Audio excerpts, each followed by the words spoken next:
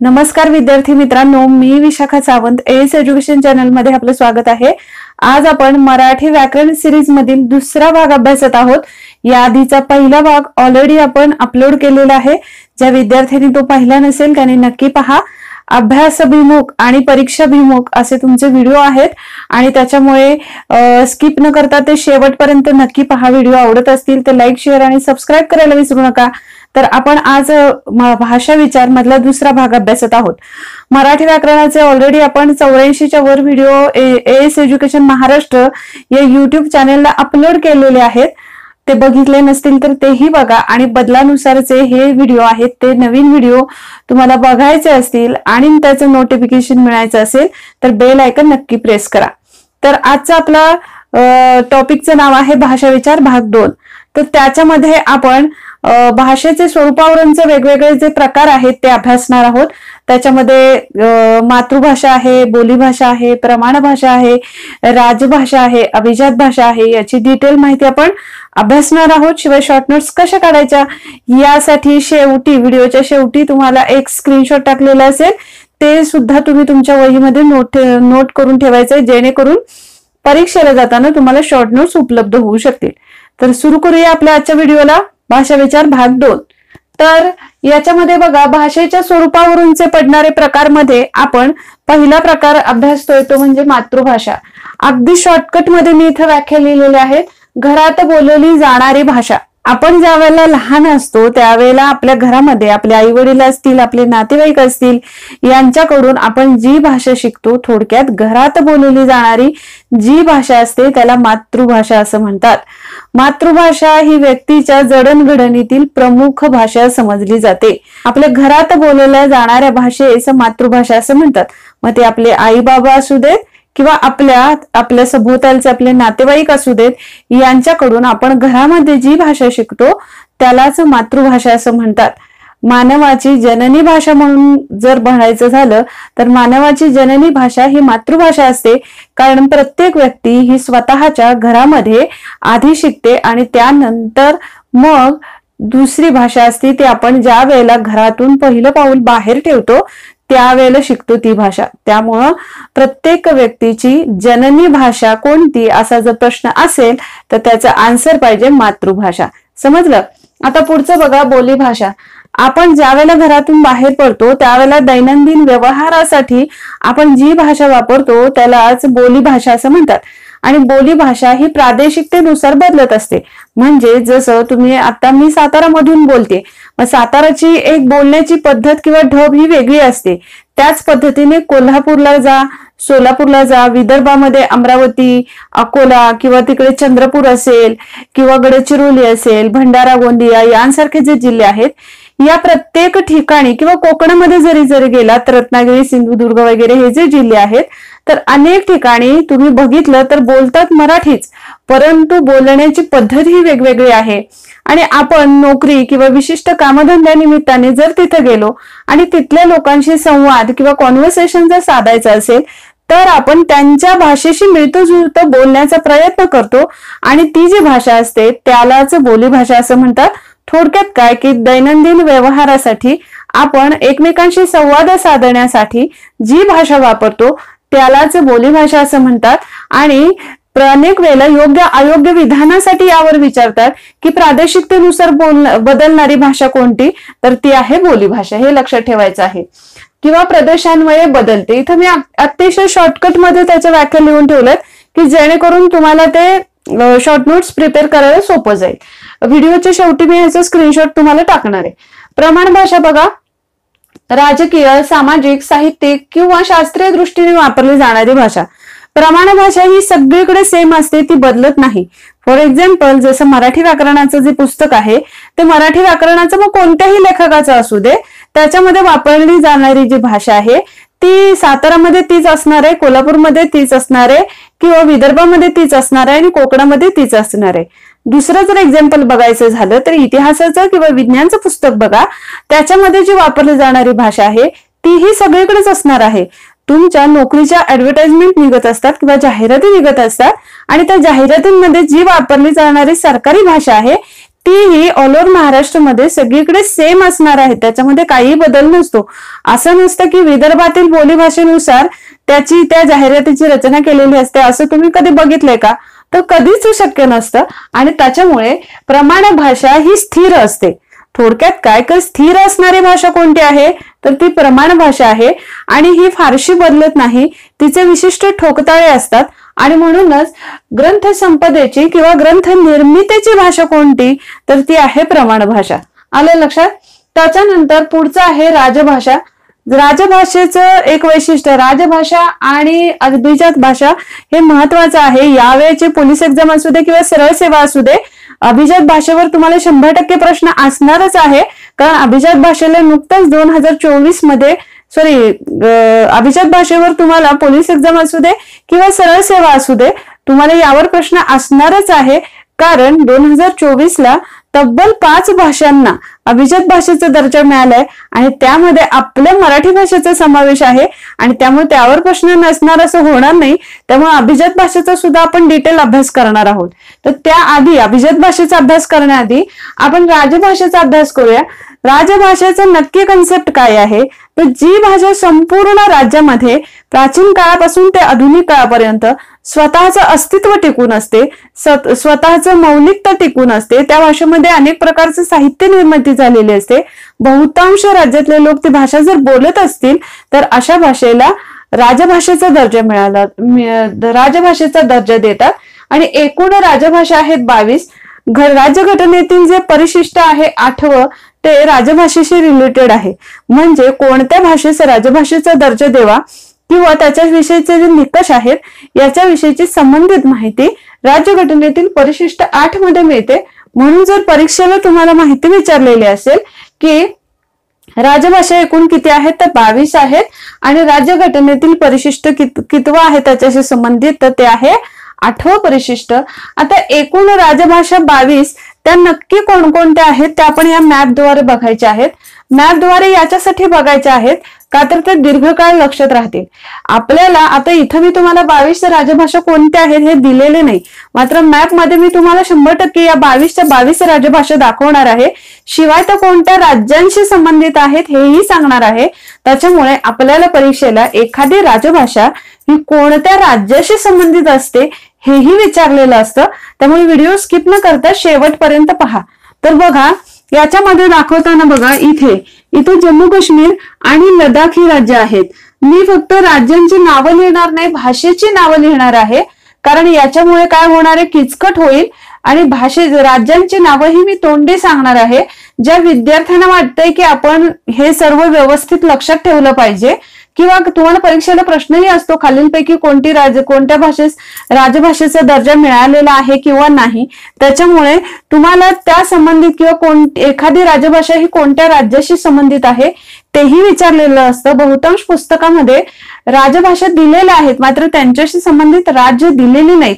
आणि तुम्हाला हे जर लक्षात ठेवायचं असेल तर तुम्ही या टाईपने मी जसं अगदी अॅक्युरेट मॅप काढलेलं नाही, मात्र राज्य ह्याच्यावरून राज्य आणि विशिष्ट राजभाषा ही लक्षात ठेवणं सोपंच आहे. या टाईपचं तुम्ही मॅप काढू शकता आणि तुमच्या नोटबुक मध्ये नोट्स प्रिपेअर करू शकता. जसं बघा इथं आहे जम्मू काश्मीर आणि लडाख यांच्याशी संबंधित राजभाषा 2 आहेत. पहिली आहे काश्मीरी आणि दुसरी आहे उर्दू. हे लक्षात ठेवायचं. दुसरी आहे उर्दू ही राजभाषा. म्हणजे ह्या 2 राजभाषा झाल्या. त्याच्यानंतर इथं राज्य आहे पंजाब, इथं आहे हरियाणा, इथं आहे चंदीगड. या 3 राज्यांशी संबंधित आहे पंजाबी ही राजभाषा. मी राज्य ही तोंडाने सांगते आहे, लिहित नाहीये, राजभाषा मात्र लिहून ठेवते. त्याच्यानंतर इथं आहे राजस्थान आणि त्याच्या इकडं आहे आपल्या भारताची राष्ट्रीय राजधानी दिल्ली. त्यांची राजभाषा आहे हिंदी. कोणती आहे? हिंदी. आणि इथं कच्छचा भाग आहे आणि हा गुजरात. म्हणजे हा जर सगळा भाग बघितला हा गुजरात आहे. या गुजरातशी रिलेटेड 2 भाषा येतात. एक तर कच्छशी रिलेटेड सिंधी ही राजभाषा, कच्छशी रिलेटेड सिंधी ही राजभाषा येते आणि दुसरी गुजरातशी रिलेटेड गुजराती ही राजभाषा येते. त्याच्यानंतर आपला महाराष्ट्राचा नकाशा इथं आहे. तर महाराष्ट्राशी रिलेटेड मराठी ही राजभाषा येते. तर आपल्या महाराष्ट्राच्या दक्षिणेकडचं छोटस सगळ्यात राज्य आहे ते म्हणजे गोवा आणि त्याच्याशी रिलेटेड राजभाषा येते कोकणी. शिवाय मराठी ही सुद्धा गोव्याची राजभाषा आहे आणि त्याच्यामुळे आपले महाराष्ट्रीयन जी मुलं आहेत ती एमपीसीच्या ज्या गोव्याच्या परीक्षा आहेत त्या सुद्धा लोकसेवा आयोगाच्या, एमपीसी म्हणत नाही मी, तर लोकसेवा आयोगाच्या ज्या गोव्याच्या परीक्षा आहेत ती सुद्धा देऊ शकतात. का तर गोव्याची कोकणी बरोबरच मराठी ही पण राजभाषा आहे. तर पुढची इथं आहे कर्नाटक आणि कर्नाटकशी संबंधित राजभाषा आहे कन्नड. त्याच्यानंतर इथं आहे केरळ आणि केरळशी संबंधित राजभाषा आहे मल्याळम, हे लक्षात ठेवा. त्याच्यानंतर इकडं आहे तमिळनाडू. तमिळनाडूशी संबंधित राजभाषा आहे तमिळी. मी विशिष्ट राज्य आणि त्याच्याशी संबंधित राजभाषा सांगते. त्यानंतर इथं आहे आंध्र प्रदेश आणि आंध्र प्रदेशच्या विभाजनातून निर्माण झालेलं तेलंगणा आहे. हे जे मी डॉट केले तर इथलं तेलंगणा आहे, हे आंध्र प्रदेश आहे आणि त्याच्याशी संबंधित राजभाषा आहे तेलुगू. त्याच्यानंतर इथं ओडिशा हे राज्य आहे. तर ओडिशा राज्याशी ओडिया ही जी भाषा आहे तिला सुद्धा राजभाषेचा दर्जा मिळालेला आहे. त्यामुळे ही आहे ओडिया किंवा ओडिशी काही जण म्हणतात. त्याच्यानंतर इथं आहे पश्चिम बंगाल. पश्चिम बंगालशी रिलेटेड बंगाली ही राजभाषा आहे. पश्चिम बंगालशी रिलेटेड बंगाली ही राजभाषा आहे. त्याच्यानंतर इथं छत्तीसगड आहे. इथं झारखंड आहे. इकडचं बिहार आहे आणि हा पश्चिम बंगाल आहे. हा जो भाग मिळून इथं जे सगळं तयार होतं याला छोटा नागपूर पठार असं म्हणतात आणि या छोटा नागपूर पठाराशी रिलेटेड राजभाषा आहे संथाळी. अर्थात छोटा नागपूर पठाराच्या मध्ये उत्तर ओडिसाचा पण काही भाग येतो, त्यामुळे तिथली राजभाषा काय म्हणायची आहे, संथाळी ही राजभाषा म्हणायची आहे. त्याच्यानंतर इथं आहे आसाम, म्हणजे हे सिलिगुडी कॉरिडॉर आहे. या सिलिगुडी कॉरिडॉरशी रिलेटेड मध्यवर्ती राज्य येतं आसाम. या आसामशी रिलेटेड आहे आसामी ही राजभाषा आणि आसाम मधील एक बोडो आदिवासी समाज आहे पूर्वापार असणारा, तर त्यांची राजभाषा आहे, त्यांची भाषा आहे बोडो, तिला सुद्धा राजभाषेचा दर्जा मिळालेला आहे. तर संथाळी आणि बोडो या दोन आदिवासी भाषा आहेत ज्यांना राजभाषेचा दर्जा मिळालेला आहे. त्याच्यानंतर इथं आहे मणिपूर. या मणिपूरशी रिलेटेड राजभाषा आहे मणिपुरी, तिलाही राजभाषेचा दर्जा मिळालेला आहे. त्याच्यानंतर इथं बिहार आहे. या बिहारशी रिलेटेड आहे मैथिली ही राजभाषा. तर बिहारची रिलेटेड राजभाषा लक्षात कोणती ठेवायची आहे, मैथिली. आणि इथं वरचा उत्तर जो भारत आहे त्याच्याशी संबंधित इथं उत्तर भारताची संस्कृत ही राजभाषा आहे. त्याच्यानंतर हा उत्तराखंड, उत्तर प्रदेश यांचा इकडचा जो डोंगराळ भाग येतो त्याच्याशी संबंधित आहे डोंगरी ही राजभाषा.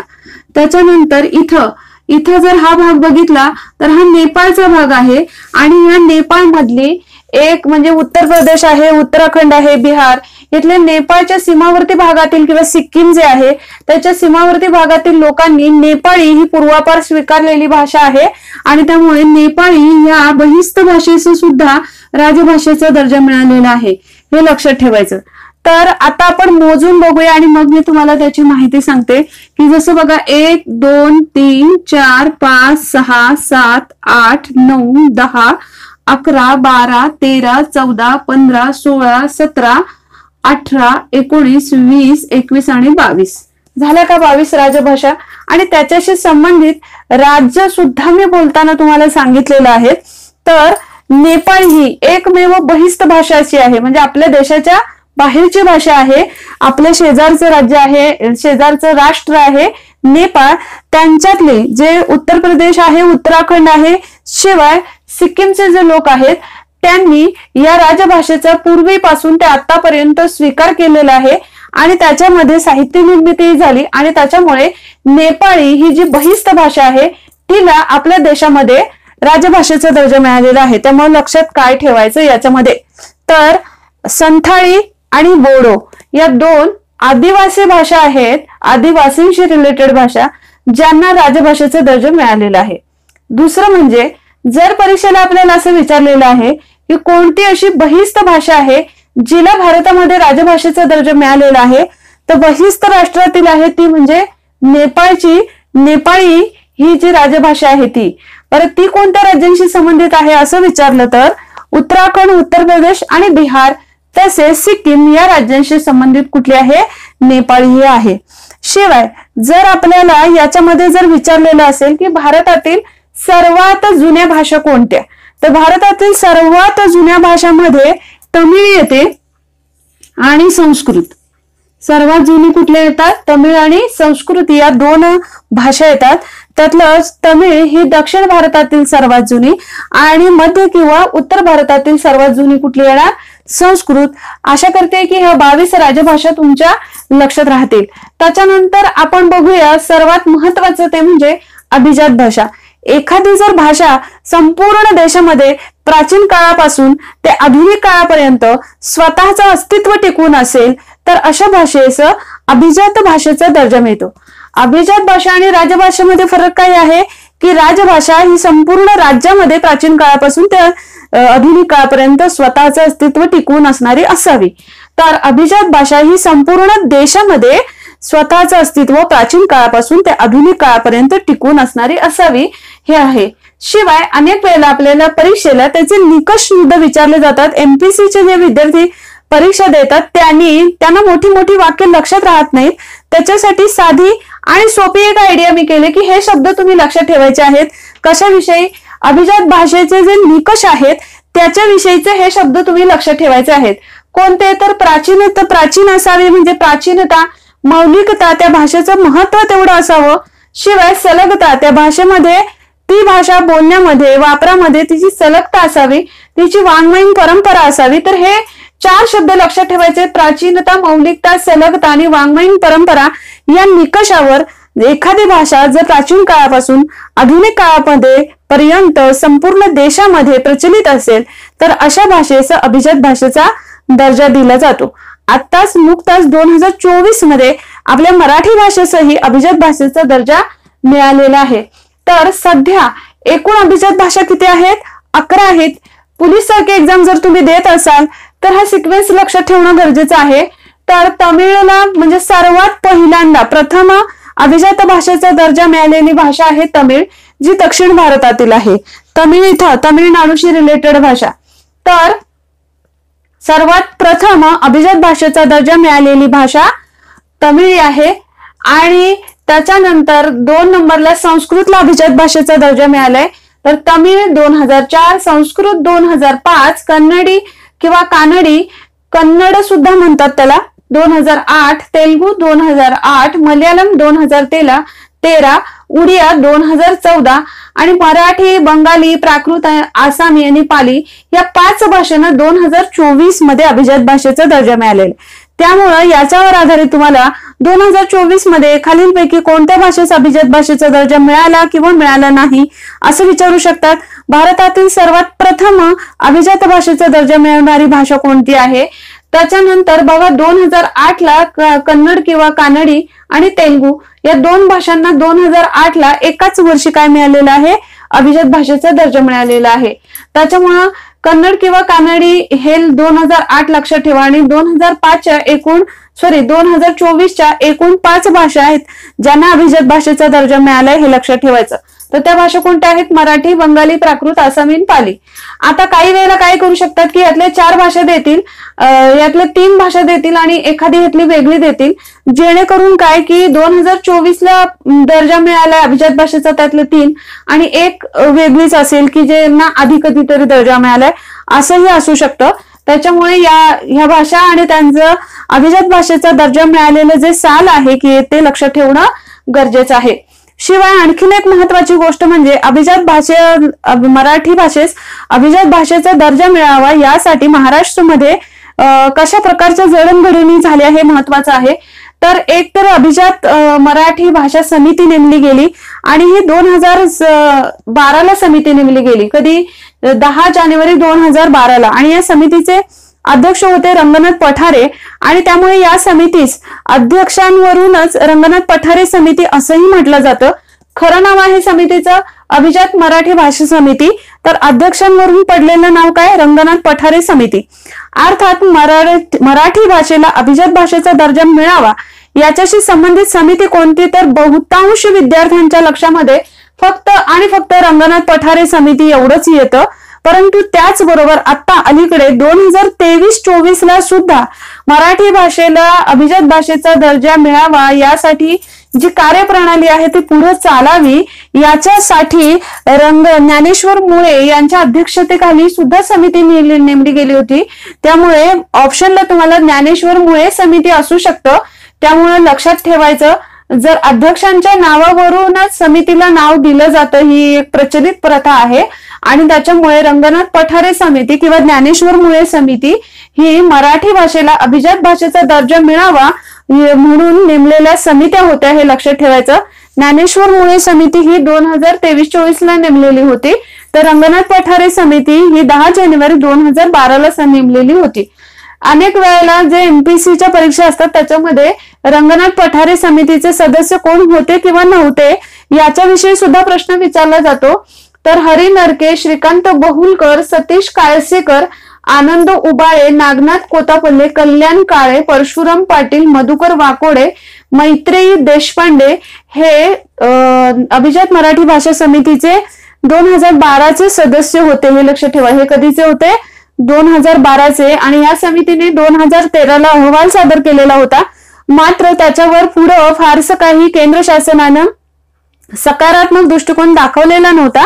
मात्र राजकीय कारण असू दे किंवा आणखी कोणती कारण असू देत, आपल्याला सुखाची गोष्ट ही आहे की 2024 ला मराठी भाषेला अभिजात भाषेचा दर्जा मिळालेला आहे। तर आता आपण हा जो मॅप काढलेला आहे या मॅप मध्येच अभिजात भाषा नक्की कोठे कोठे आहेत ते बघूया। जसं बघा, ही कन्नड आहे, हिला अभिजात भाषेचा दर्जा मिळालेला आहे। मल्याळम आहे, जिला अभिजात भाषेचा दर्जा मिळालेला आहे। तमिळ आहे, तिला अभिजात भाषेचा दर्जा मिळालेला आहे। तेलुगूला अभिजात भाषेचा दर्जा मिळालेला आहे। ओरियाला अभिजात भाषेचा दर्जा मिळालेला आहे। बंगालीला अभिजात भाषेचा दर्जा मिळालेला आहे। संस्कृत, इथं मी राऊंड ऑलरेडी केलेलं होतं, तर संस्कृतला अभिजात भाषेचा दर्जा मिळालेला आहे। शिवाय इकडची जी मराठी आहे हिला मराठीला अभिजात भाषेचा दर्जा मिळालेला आहे। आता ह्या भाषा किती झाल्या? 1 2 3 4 5 6 7 8। आता याच्यामध्ये राहिली कुठली? हे जसं आसामी ही राहिले बघा, आसामीला सुद्धा अभिजात भाषेचा दर्जा मिळालेला आहे। त्याच्यानंतर राहिल्या प्राकृत आणि पाली। आता बऱ्याच विद्यार्थ्यांना प्रश्न पडेल, प्राकृत आणि पाली ह्या जर राजभाषा, या भाषा ज्यांना आता अभिजात भाषेचा दर्जा मिळालाय, या भाषा कोणत्या राज्यांशी संबंधित आहेत असं म्हटलं तर प्राकृत आणि पाली या भाषेमध्ये बौद्धांचं आणि जैनांचं साहित्य निर्माण झालेलं दिसून येतं। त्याच्यामुळे ह्या बिहार किंवा उत्तर प्रदेशचा जो भाग आहे, तर बिहार व उत्तर प्रदेश ही जी राज्य आहेत ही प्राकृत व पाली भाषांशी रिलेटेड जास्त येतात। तर प्राकृत व पाली भाषांशी रिलेटेड ही जी राज्य आहेत ती बिहार व उत्तर प्रदेश जास्त येतात, हे लक्षात ठेवायचं आहे। काही अंशी उत्तर प्रदेशही येतं, त्याच्यामुळे हे लक्षात ठेवायचं आहे। सॉरी, उत्तर प्रदेश येत नाही, तर काही अंशी मध्य प्रदेशही येतं। तर मध्य प्रदेश, उत्तर प्रदेश आणि बिहार, मध्य प्रदेशचा जो उत्तर भाग आहे तो, त्याच्यानंतर बिहारचा भाग आणि उत्तर प्रदेशचा भाग, याच्यामध्ये जास्त करून प्राकृत आणि पाली भाषांचा विकास झालेला दिसतो। बौद्ध जैन साहित्याची निर्मिती या भाषांमध्ये झालेली दिसून येते आणि त्यामुळे तुम्ही इथे लक्षात ठेवा, मी जे मोठे राऊंड केलेले आहेत त्या ज्या भाषा आहेत त्या अभिजात भाषा आहेत। तर मराठी महाराष्ट्राशी संबंधित आहे अभिजात भाषा, कन्नड ही कर्नाटकाशी संबंधित आहे अभिजात भाषा, मल्याळम ही केरळाशी संबंधित आहे अभिजात भाषा, तमिळ ही तामिळनाडूशी संबंधित अभिजात भाषा आहे, तेलुगू ही आंध्र प्रदेशाशी संबंधित आणि तेलंगणाशी संबंधित राजभाषा आहे, ओरिया ही ओडिशाशी संबंधित राजभाषा आहे, बंगाली ही पश्चिम बंगालशी रिलेटेड राजभाषा आहे, सॉरी अभिजात भाषा आणि राजभाषा आहे, आसामी ही आसामशी रिलेटेड अभिजात भाषा व राजभाषा आहे। तर प्राकृत व पाली या लक्षात ठेवायचे कोणते राज्य? मध्य प्रदेश, उत्तर प्रदेश आणि बिहार ही लक्षात ठेवायची आहे। तर संस्कृत ही उत्तर भारत किंवा मध्य भारताशी रिलेटेड असणारी अभिजात भाषा आहे। आणि लक्षात काय ठेवायचं? सर्वात प्रथम अभिजात भाषेचा दर्जा कुणाला मिळालेला आहे? तर तमिळला मिळालेला आहे आणि त्यानंतर मिळालेला आहे संस्कृतला. भाषेच्या विकसिततेनुसार भाषेचे आणखी 2 गट पडतात, ते म्हणजे इंडो युरोपियन भाषा किंवा आर्यन भाषा तसेच द्राविडियन भाषा. आता याच्यामध्ये कोणकोणत्या भाषा येतात ते पाहायचं आहे आपण. परंतु इंडो युरोपियन किंवा आर्यन भाषा म्हणजे काय, तर आपला भारत हा आशिया खंडातील आहे आणि इकडून म्हणजे युरोप खंडातून या बाजूला हा जो आपला वायव्य भारत आहे या बाजूला आर्य आधी आले, आर्यांचं प्रथम आगमन या बाजूने झालं असं. आता याच्यामध्ये इंडो युरोपियन किंवा आर्यन भाषेमध्ये मराठी, हिंदी, गुजराती, पाली, बंगाली या 5 भाषांचा समावेश होतो. तर द्राविडियन मध्ये कन्नड, मल्याळम, तमिळ आणि तेलुगू या भाषांचा समावेश होतो. अर्थात आर्य हे भारतामध्ये इकडून भारतामध्ये आले आणि त्यानंतर भारतामध्ये ज्या वेळेला आर्य आले त्यावेळेला मराठी भाषेवर आणि विशेषतः इतर ज्या आहेत हिंदी, गुजराती, पाली, बंगाली या भाषांवरही आर्यांचा प्रभाव दिसून येतो आणि त्यामुळं त्यांना आर्यन गटातील भाषा असं म्हटलं जातं. याच्यावरही अनेक मतमतांतरे आहेत. आपल्याला त्याच्यामध्ये पडायचं नाहीये. आपल्याला परीक्षेला 1 मार्क मिळवायचा आहे आणि त्यामुळे लक्षात ठेवायचं आहे आर्यन गटामध्ये येणाऱ्या भाषा आहेत 5: मराठी, हिंदी, गुजराती, पाली आणि बंगाली.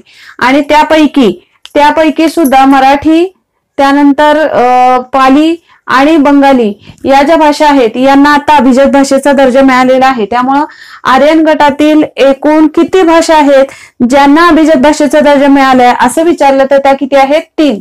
तर द्राविडियन गटामधला म्हणजे आपला दक्षिण भारत कशाला म्हणतात हे जर कन्सेप्ट तुम्हाला समजत नसेल तर ते सांगते की दक्षिण भारतामध्ये एकूण 5 राज्यांचा समावेश होतो. त्याच्यामध्ये कर्नाटक, इथे मी काळ्या पेनने राऊंड करते ते कर्नाटक, त्याच्यानंतर आहे केरळ, त्यानंतर आहे तामिळनाडू, त्यानंतर आहे आंध्र प्रदेश आणि तेलंगणा. हे जे 5 राज्य आहेत ह्यांना दाक्षिणात्य राज्य असं म्हणतात. आणि त्या राज्यांमध्ये बोलल्या जाणाऱ्या ज्या भाषा आहेत त्यांना द्राविडियन भाषा असं म्हणतात. मग त्याच्यामध्ये ह्या बघा कन्नड ही कर्नाटकाशी रिलेटेड आहे, मल्याळम ही केरळशी रिलेटेड आहे, तमिळनाडूशी रिलेटेड तमिळ आहे, तर आंध्र प्रदेश आणि तेलंगणाशी रिलेटेड तेलुगू या राजभाषा आहेत, अभिजात भाषा आहेत. तर ह्या 4च्या 4 ज्यांना म्हणजे जर आपण बघितलं तर द्राविडियन गटातील ह्या 4च्या 4 भाषा आहेत ज्यांना अभिजात भाषेचा दर्जा मिळालेला आहे. तर भारताच्या दक्षिणेकडील राज्यातील भाषांनाच द्राविडियन भाषा असं म्हणतात आणि त्याच्यामध्ये कन्नड, मल्याळम, तमिळ आणि तेलुगू ह्या भाषा येतात. त्याच्यामध्ये पण द्राविडियन गटातील किती भाषांना अभिजात भाषेचा दर्जा मिळालाय असं जर असेल तर 4च्या 4 भाषांना, आणि आर्यन गटातील 3 भाषांना मराठी, पाली आणि बंगाली या भाषांना अभिजात भाषेचा दर्जा मिळालेला आहे, हे लक्षात ठेवायचं आहे. शिवाय जर तुम्ही इकडं आणखीन हा जो कन्सेप्ट आहे इथे जे मी लिहिलेला आहे याच्यावर सुद्धा परीक्षेला आपल्याला वारंवार प्रश्न असतात. विशेषतः पोलीस सारख्या परीक्षांना 1 लाइनरवर आपल्याला प्रश्न असतात. जसं राजभाषा दिन कधी असतो तर राजभाषा दिन हा 1 मेला असतो. त्यानंतर मराठी भाषा गौरव दिन हा 27 फेब्रुवारीला असतो. 27 फेब्रुवारीला वि.वा. शिरवाडकर म्हणजेच कुसुमाग्रज यांचा जन्मदिन हा मराठी भाषा गौरव दिन म्हणून साजरा केला जातो. वि.वा. शिरवाडकर किंवा त्यांचं टोपण नाव जे आहे कुसुमाग्रज. अनेक वेळेला परीक्षेला तुम्हाला वि.वा. शिरवाडकर म्हणजे आता अगदी पोलीसच्या ज्या एक्झाम 2019 असतील, 22-23ला ज्या पोलीसच्या एक्झाम झालेल्या त्यातल्या बहुतांश पेपरमध्ये वि.वा. शिरवाडकर यांचं टोपण नाव किंवा कुसुमाग्रज यांचं टोपण कुसुमाग्रज हे टोपण नाव कोणाचं आहे अशा टाईपचे प्रश्न आपल्याला परीक्षेला आलेले आहेत. तर मराठीतले ते चांगले एक लेखक, कवी आहेत आणि त्याच्यामुळे त्यांचं मराठी भाषेतील योगदान म्हणून त्यांचा जो जन्मदिवस आहे 27 फेब्रुवारी हा मराठी भाषा गौरव दिन म्हणून साजरा केला जातो. तर लक्षात काय ठेवायचं आहे तर मराठी भाषा गौरव दिन 27 फेब्रुवारी आणि कोणाच्या जन्मदिवसानिमित्त तर वि.वा. शिरवाडकर त्यांचं टोपण नाव काय आहे? कुसुमाग्रज. आणि मराठी भाषा पंधरवडा हा तो 1 ते 15 जानेवारी या दरम्यान साजरा केला जातो. तुम्हाला परीक्षेला हाही प्रश्न येऊ शकतो की मराठी भाषा पंधरवडा कोणत्या महिन्यात साजरा करतात तर जानेवारी महिन्यात आणि 1 ते 15 जानेवारीच्या 1 ते 15 तारखेच्या दरम्यान. यावर सुद्धा अनेक वेळेला परीक्षेला तुम्हाला प्रश्न आलेले आहेत आणि पुढेही येतच राहणार आहेत, त्यामुळे हे महत्वाचं आहे. मराठी व्याकरणाचे पाणिनी दादोबा पांडुरंग तर्खडकर यांना म्हणतात. मराठी 1836 मध्ये दादोबा पांडुरंग तर्खडकर यांनी मराठी भाषेचे व्याकरण हा लोकांना समजेल असा सोपा ग्रंथ लिहिण्याचा प्रयत्न केलेला होता. त्यांचं मराठीतलं असणारं महत्वपूर्ण योगदान बघून त्यांना मराठी भाषेचे पाणिनी असं म्हटलं जातं. पाणिनी हे पूर्वीचे प्राचीन काळातले व्याकरणकार आहेत आणि त्यांची उपमा दिलेली आहे आणि म्हणूनच मराठी भाषेचे व्याकरणाचे पाणिनी दादोबा पांडुरंग तर्खडकर, तसेच मराठी भाषेचे जॉन्सन कृष्णशास्त्री चिपळूणकर आणि मराठी भाषेचे शिवाजी विष्णुशास्त्री चिपळूणकर. आता बऱ्याच विद्यार्थ्यांचा कृष्णशास्त्री आणि विष्णुशास्त्री ह्याच्यामध्ये घोटाळा होतो, त्यामुळे हे नीट वाचूनच ठेवायचं आहे. मराठी भाषेचे आद्य प्रवर्तक महिमभट यांना म्हणतात. शिवाय मराठी भाषेचे चरित्रकार, पहिले चरित्रकार म्हणून सुद्धा महिमभट यांना म्हणतात आणि त्यांनी मराठी भाषेतलं लिहिलेलं पहिलं चरित्र होतं ते म्हणजे कुठलं आहे, लीळाचरित्र. तेही लक्षात ठेवायचं आहे. कोणतं आहे चरित्र त्यांचं, लीळाचरित्र. लीळाचरित्र. आता हे लीळाचरित्र म्हणजे कुणाचं आहे, लीळाचरित्र महिमभटांचं आहे का, तर महिमभटांचं नाही आहे. तर हे लीळाचरित्र कुणाचं चरित्र लिहिलेलं आहे, श्री चक्रधर स्वामींचं. श्री चक्रधर स्वामींचं लिहिलेलं जे चरित्र आहे त्यांनाच ते कुणी लिहिलेलं आहे, महिमभट यांनी लिहिलेलं आहे. त्याला लीळाचरित्र मराठी भाषेतला पहिला चरित्र ग्रंथ असं म्हटलं जातं. लीळाचरित्राला ते कुणाचं आहे चरित्र, तर श्री चक्रधर स्वामींचं. आणि मराठी भाषेचे पहिले चरित्रकार कुणाला म्हटलं जातं, महिमभटांना म्हटलं जातं. हेही लक्षात ठेवायचं आहे. तर लीळाचरित्र हा चक्रधर स्वामींचा, थोडीशी त्याच्याविषयीची माहिती सांगते की श्री चक्रधर स्वामी हे महानुभव पंथाशी रिलेटेड येतात आणि महानुभव पंथामध्ये महानुभव पंथाचा प्रचार आणि प्रसार करण्यासाठी चक्रधर स्वामी अनेक ठिकाणी स्वतः फिरत असत आणि त्यांच्या बरोबरच त्यांचे शिष्य महिमभट हे सुद्धा फिरत असत. चक्रधर स्वामी हे महानुभव पंथाचा प्रचार आणि प्रसार करत असताना अनेक ज्या आपल्या जीवनामध्ये कशा पद्धतीने वागलं पाहिजे, कशा पद्धतीने माणसाचं आचरण असलं पाहिजे, हे माणसाला डायरेक्टली जर सांगितलं तर राग येतो. त्याच्यापेक्षा चक्रधर स्वामी काय करायचे, अनेक गोष्टीतून आणि अनेक उदाहरणातून लोकांना जीवन आपलं कसं असावं, आपण जीवन कसं जगलं पाहिजे, एक आदर्श जीवन कसं असतं, एक आदर्श माणूस कसा असतो, माणसाची नीतिमूल्य कशी असावी याच्याविषयीची शिकवण ते अनेक गोष्टीतून द्यायचे. त्याच्यासाठी अनेक त्या गोष्टी करायचे, स्वतः त्या टाईपनी वागायचे आणि हे जे सर्व चक्रधर स्वामी जगासाठी जे करत होते आणि त्याद्वारे ते महानुभव पंथाचा प्रचार करत होते, त्या वेळेला ज्या ज्या गोष्टी सांगायचे किंवा ज्या ज्या लीळा करायचे चक्रधर स्वामी, ते महिमभट यांनी लिहून ठेवलेलं आहे आणि त्याचा एक मोठा ग्रंथ केलाय त्यांनी तयार. त्यालाच लीळाचरित्र असं म्हणतात. चक्रधर स्वामींच्या लीळा म्हणजे चक्रधर स्वामी जीवन मूल्य पटवून देण्यासाठी जे काही करायचे त्यांना ते लीळा असं म्हणायचे आणि ते ज्या ग्रंथामध्ये लिहिलेलं आहे त्यालाच लीळाचरित्र असं म्हणतात. तर हा ग्रंथ महिमभटांनी लिहिलेला आहे. अलीकडच्या पोलीसच्या पेपरनं सुद्धा लीळाचरित्र ग्रंथ कोणी लिहिलेला आहे. लीळाचरित्र हे कोणत्या पंथाशी संबंधित येतं, तर महानुभव पंथाशी. लीळाचरित्र हा कोणाचे चरित्र व्यक्त करणारा ग्रंथ आहे, तर चक्रधर स्वामींचे. आणि त्याचे लेखक कोण आहेत, महिमभट. चक्रधर स्वामींचे शिष्य होते महिमभट, हेही लक्षात ठेवायचं आहे. तर आशा करते की हा व्हिडिओ तुम्हाला आवडला असेल. परीक्षाभिमुख व्हिडिओ असतो. मी व्हिडिओ घेत असताना मध्येही कोणत्या प्रकारची विनाकारणची बडबड न करता नेहमी व्हिडिओ घेत असते आणि त्याच्यामुळे परीक्षाभिमुख व्हिडिओ हा स्किप न करता तुम्ही शेवटपर्यंत पाहावा एवढीच माझी इच्छा असते. तुमच्या परीक्षेसाठी तुम्हाला खूप खूप शुभेच्छा. व्हिडिओ आवडला असेल तर लाईक, शेअर आणि सबस्क्राईब करायला विसरू नका. धन्यवाद.